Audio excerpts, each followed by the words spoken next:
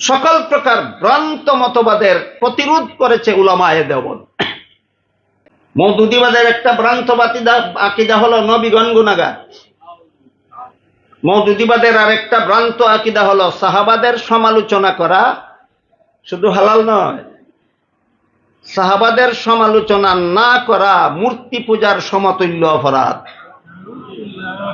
এই মূর্তি পূজা বন্ধ করার জন্যই এই দলের প্রতিষ্ঠা। এই হইল মওদুদিবাদীদের ভ্রান্ত মতবাদের মাত্র দুইটা উদাহরণ আপনাদের সামনে আমি তুলে ধরেছি। হাদিস শরীফে রাসূল করিম সাল্লাল্লাহু আলাইহি ওয়াসাল্লাম কি বলেছিলেন? হক বাতিলের পার্থক্যকারী মাপকাঠি দুইটা, একটা হইল সুন্নতে রাসূল আর একটা হইল সাহাবায়ে কেরামের সমালোচনা না অনুসরণ। রাসূল যে সাহাবাদের অনুসরণের কথা বলেছেন তারা সেই সাহাবাদের সমালোচনা করাকে দায়িত্ব মনে করে। আমি কি আপনাদের বুঝাতে পারলাম ইসলামের বিশুদ্ধ মতবাদে আর মওদুদি মতবাদের পার্থক্য আছে কি নাই? এই পার্থক্যটা বর্তমান সমাজে মুছে ফেলার একটা জোরদার আন্দোলন চলেছে বাংলাদেশে। সেই আন্দোলনটা কিভাবে শুরু হয়, কিভাবে চলেছে, কি অবস্থায় আছে, এই তিনটি কথা আপনাদের সামনে আমি অতি সংক্ষেপে তুলে ধরতে চাই। আমি আশা করি আপনাদের সকলেরই জানা আছে বিগত ফেব্রুয়ারি মাসে বাংলাদেশের ত্রয়োদশ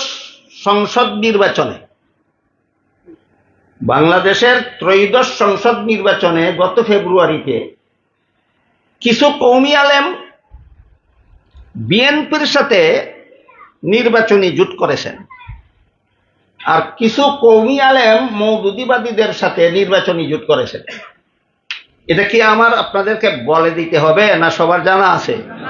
জানা আছে। আমি যদি যারা বিএনপির সাথে জাতীয়তাবাদী দলের সাথে যারা জোট করেছেন তাদেরকে যদি জিজ্ঞেস করি আপনারা এদের সাথে জোট করলেন কেন, তারা বলেন আপনি তো কোনো রাজনৈতিক দল করেন না, কাজেই রাজনৈতিক ব্যাপারে মন্তব্য করতে যাবেন না।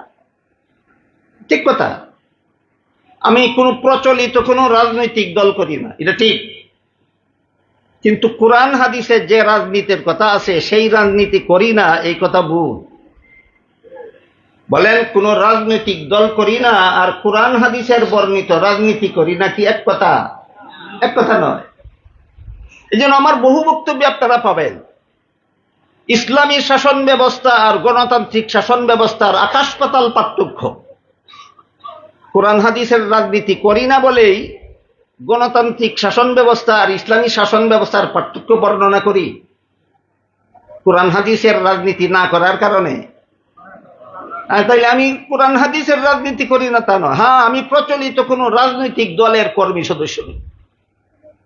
এই জন্য জমিয়ত কর্মীদেরকে যদি জিজ্ঞেস করি আপনারা জাতীয়তাবাদীর সাথে দলের সাথে কেন জোট করলেন, তারা বলেন আপনারা তো রাজনীতিক দল করেন না, রাজনৈতিক দলের ব্যাপারে নির্বাচনের ব্যাপারে কিছু বলবেন না। বস আমার মুখটা বন্ধ হয়ে গেল।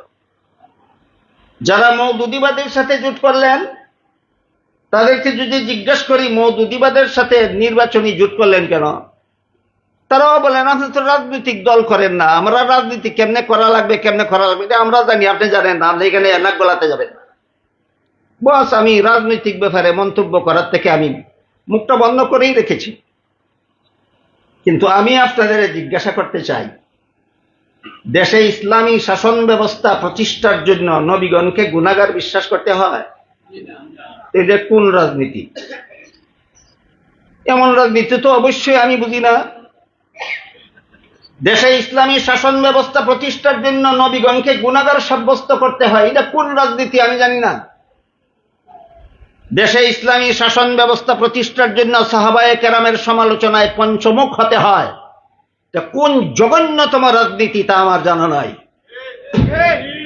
অবশ্যই আমি এই সমস্ত নাপাক রাজনীতি করি না।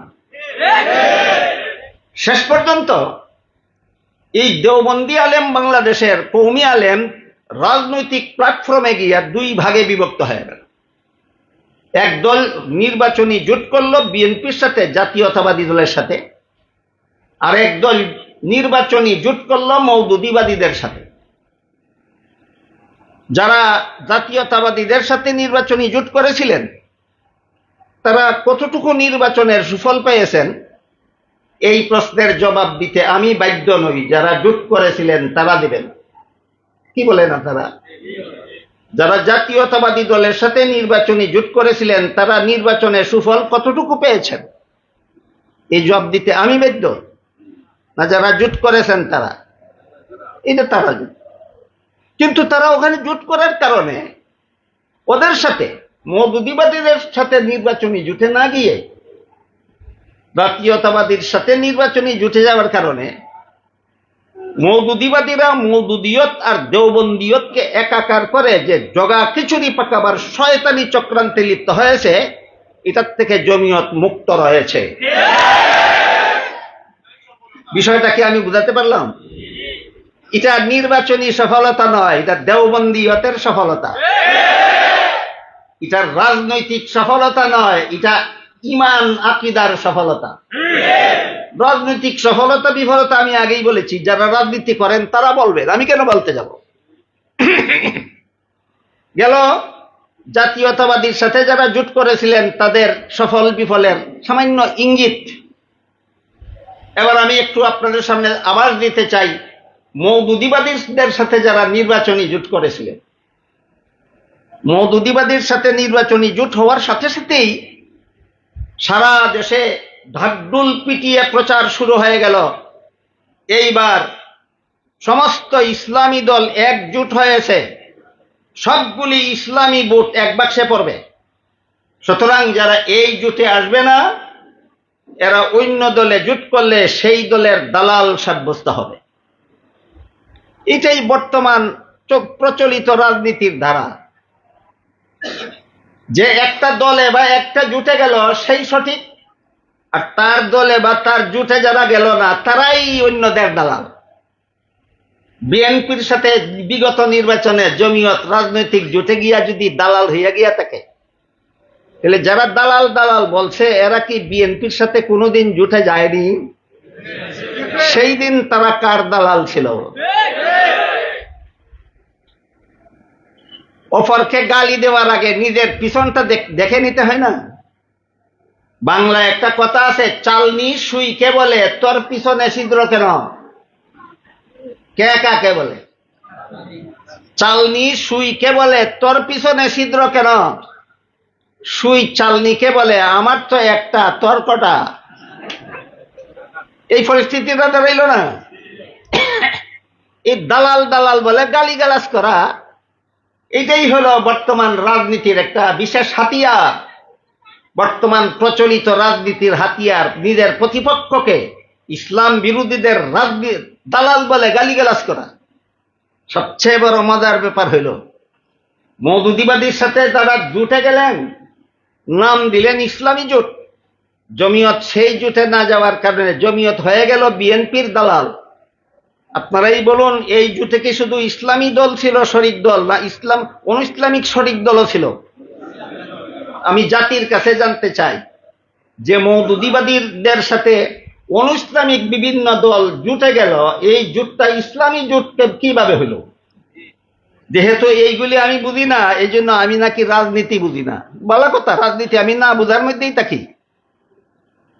আমি বলে রাজনীতি বুঝি না। হ্যাঁ, আমি এই সমস্ত কুচক্রান্তমূলক রাজনীতি আমি বুঝি না। যে জোটের মধ্যে কয়েকটা অনইসলামিক দল আছে সেই জোটটা ইসলামী দল। ইসলামী জোট কেমনে? আপনারা কি বলেন এটা ইসলামী জোট? তাহলে এটাকে একমাত্র ইসলামী জোট আখ্যা দিয়ে জমিয়তকে বিএনপির দালাল বলে গালিগালাজ করলে কেন? চাপাবাদের দল। এইভাবে আরম্ভ হইল প্রচলিত রাজনীতির কর্মকাণ্ড। যখন মওদুদিবাদী ভিত্তিক জোটকে ইসলামী জোট আখ্যা দিয়ে সারা দেশে যখন প্রচার প্রোপাগান্ডা শুরু হলো, তখন ওই যে মওদুদিয়ত আর দেওবন্দিয়ত, একটু আগে আমি যেটার সুস্পষ্ট পার্থক্য আপনাদের সামনে তুলে ধরার চেষ্টা করেছি, এই প্রচারণা এই মওদুদিবাদী দল ভিত্তিক জোটের মাধ্যমে যখন নির্বাচনী প্রচারণা শুরু হইল, তখন মওদুদিয়ত আর দেওবন্দিয়তের পার্থক্য মুছে ফেলার হীন চেষ্টা শুরু হইল। মওদুদিয়ত আর দেওবন্দিয়ত আমি কি আপনাদেরকে এতক্ষণে বুঝাতে পেরেছি মওদুদিয়ত কোনটা আর দেওবন্দিয়ত কোনটা? দেওবন্দিয়ত হইল সুন্নতে রাসূল এবং জমাতে সাহাবা, সত্যের মাপকাঠি। মওদুদিয়ত হইল সাহাবাগণ সত্যের মাপকাঠি নন, কারণ তারাও জীবনে কোনো না কোনো দিন গুনাহ করেছেন। ভালো কথা,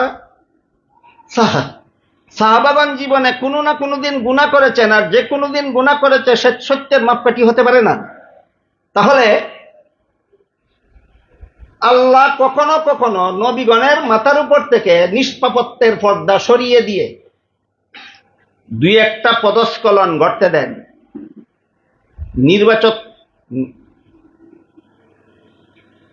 নিষ্পাপত্বের পর্দা সরিয়ে দিয়ে, তো লক্ষ্য করার বিষয়, নিষ্পাপত্বের পর্দার ভিতরে থেকে যে পদস্খলন হয় সেই পদস্খলন নবীদের জন্য দূষণীয় নয়, কিন্তু নিষ্পাপত্বের পর্দার থেকে বের হয়ে যে পদস্খলন ঘটে, নিষ্পাপত্বের পর্দার বাইরে গিয়ে পদস্খলন ঘটলে নিষ্পাপ তাকে, নিষ্পাপত্বের পর্দার বাইরে গিয়ে পদস্খলন ঘটলে নিষ্পাপ তাকে। যে সমস্ত নবীগণিত পাপী, সাহাবাগণ যদি গুনার কারণে সত্যের মাপকাঠি হতে পারলেন না, তাইলে নবীগণ নিষ্পাপত্বের পর্দার বাইরে গিয়ে পদস্খলন ঘটার পরে সত্যের মাপকাঠি রইলেন কোথায়? সুতরাং রসুল ছাড়া কাউকে সত্যের মাপকাঠি মানবে না, এটা একটা দুটা।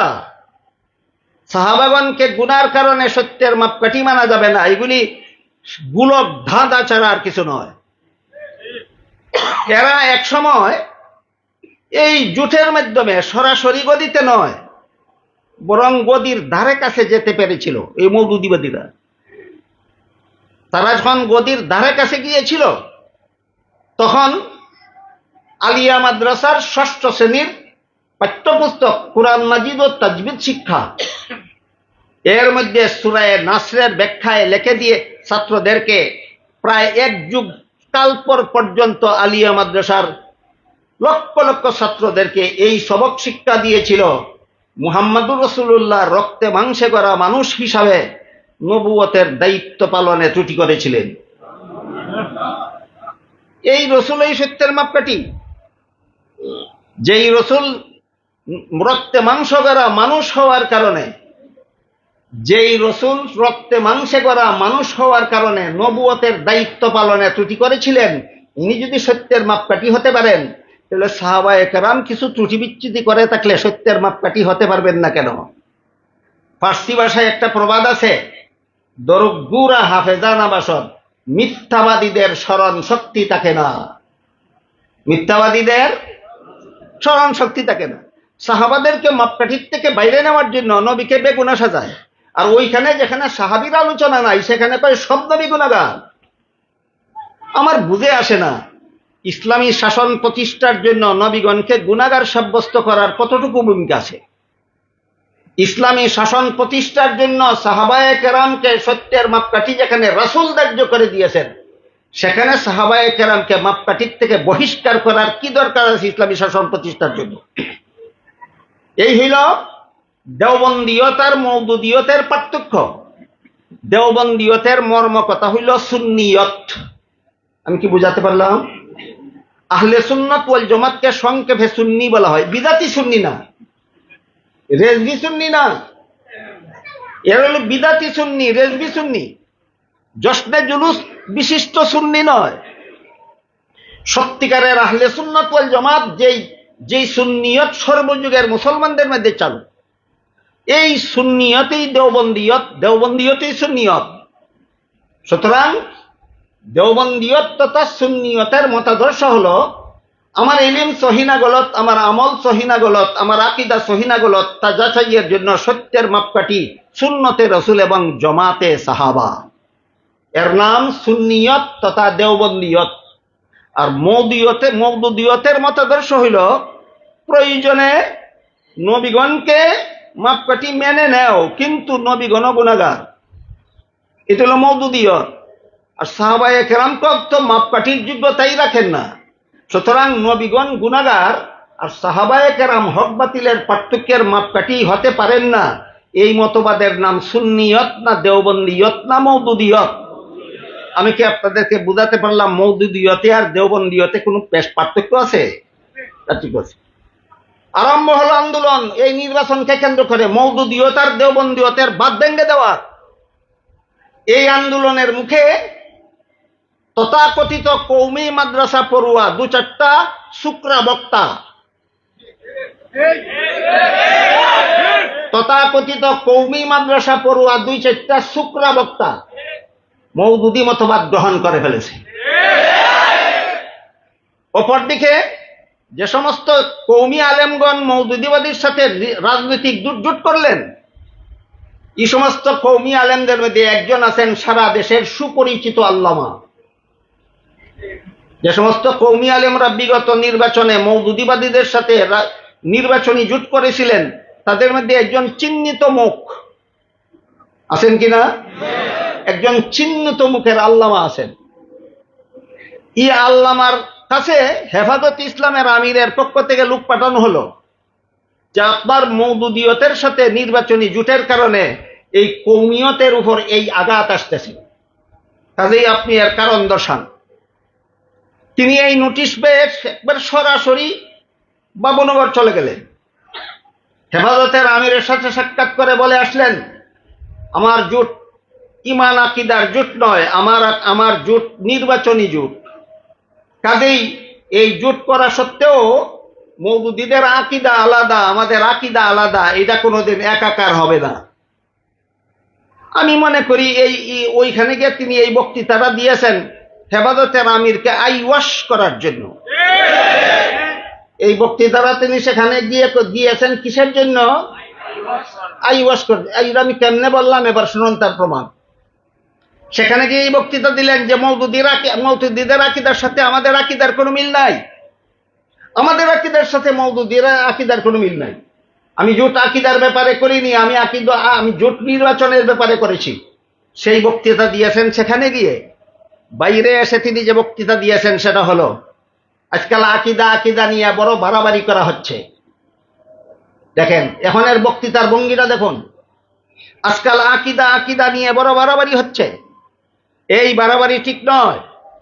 আসলে সালাফিদেরও আকিদা সংশোধন করা দরকার, দেওবন্দীদেরও আকিদা সংশোধন করা দরকার, হানাফিদেরও আকিদা সংশোধন করা দরকার। তার এই বক্তব্য আমার কাছে সংরক্ষিত আছে। তার এই বক্তব্য আমার কাছে এই বক্তব্যের রেকর্ড আমার কাছে সংরক্ষিত আছে। আপনারা কেউ দেখতে চাইলে অথবা ডাউনলোড করে নিতে চাইলে নিতে পারেন। ওইখানে গিয়ে বলেন মওদুদিদের আকিদা আলাদা, দেওবন্দীদের আকিদা আলাদা, আমি একাকার করার পক্ষে নই। বাইরে এসে বক্তৃতা দিয়া বলেন আজকাল আকিদা নিয়ে বড় বাড়াবাড়ি করা হচ্ছে। আসলে আমার দৃষ্টিতে সালাফি আকিদা আর দেওবন্দি আকিদা, সালাফি আকিদা আর হানাফি আকিদায় তেমন কোনো পার্থক্য নাই। সালাফি আকিদায় আর দেওবন্দি আকিদায় কোনো পার্থক্য নাই। আমি সালাফি আকিদায় কুফুরি আছে, এর প্রমাণ আমার কাছে আছে। মওদুদি আকিদায় কুফুরি আছে, এর প্রমাণ আমার কাছে আছে। আজকে এই সীমিত সময়ে আমার বলার সুযোগ নাই। বর্তমান সমাজের সালাফি নামদারি লামাযহাবীরা কুফুরি আকিদায় বিশ্বাসী। যাদের প্রমাণ জানার, দলিল প্রমাণ জানার ইচ্ছা আছে আমার সাথে যোগাযোগ করে জেনে নেবেন। বর্তমান জমানার এই মওদুদিবাদীরা কুফুরি আকিদায় বিশ্বাসী। আমার সুস্পষ্ট প্রমাণ আছে আমার কাছে। যাদের জানার, দলিল প্রমাণ জানার ইচ্ছা আছে আমার কাছ থেকে ব্যক্তিগতভাবে যোগাযোগ করে জেনে নেবেন। কাজেই যে সালাফি নামদারি লামাযহাবীরা কুফুরি আকিদায় বিশ্বাসী, যে মওদুদিবাদীরা কুফুরি আকিদায় বিশ্বাসী, তাদের মধ্যে আর হানাফিদের আকিদার মধ্যে উল্লেখযোগ্য কোনো পার্থক্য তিনি দেখেন না। বাবুনগর গিয়ে কি বলেছিলেন আর বাইরে এসে কি বললেন বুঝতে পারতেছেন কিছু আপনারা? সেখানে গিয়ে কি বলেছিলেন আর এখানে এসে কি বললেন? আমি আজকের এই সেমিনারে যোগদানকারী সর্বস্তরের উলামায়ে কেরামদের কাছে জানতে চাই, দেওবন্দীদের আকিদায় কোন জায়গায় ভুল আছে এতদিন যাবত আপনি বলেননি কেন? হানাফিদের আকিদায় কোথায় ভুল আছে আপনি এতদিন যাবত বলেননি কেন? সুতরাং তার এই বক্তব্যের দ্বারা ওই বাবুনগরের বক্তব্য ঠিক থাকে না, রহিত হয়ে যায়। এই জন্য বলেছি বাবুনগরের বক্তব্য ছিল হেফাজতের আমিরকে আইওয়াশ করার অপকৌশল। বাবুনগরের বক্তব্য ছিল হেফাজতের আমিরকে আইওয়াশ করার অপকৌশল।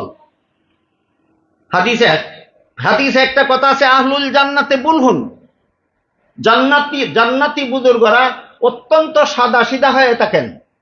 আমি মনে করি আমাদের হেফাজতের বর্তমান আমির সাহেব, ইনি আশা করি ইনি জান্নাতি হবেন, এই জন্য উনি অত্যন্ত সাদা সিধা। ইনি কোনটা বাস্তব আর কোনটা আইওয়াশ মনে হয় টের পাননি, এই জন্য তিনি তার মাথায় হাত বুলিয়ে ঝাড়ফুঁক করে দিয়েছেন।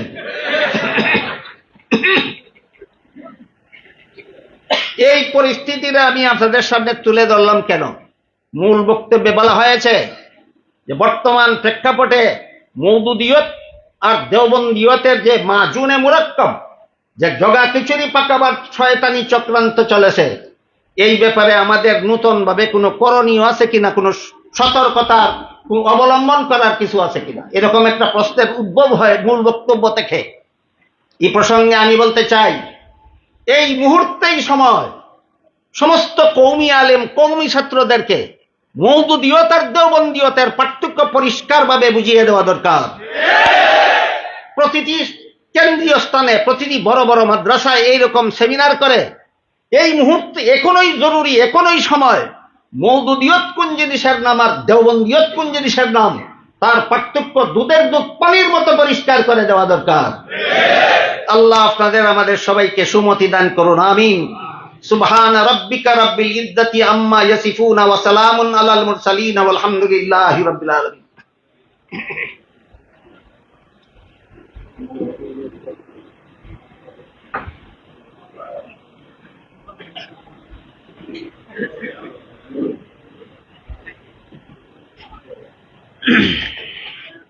সম্মানিত উপস্থিতি, আমরা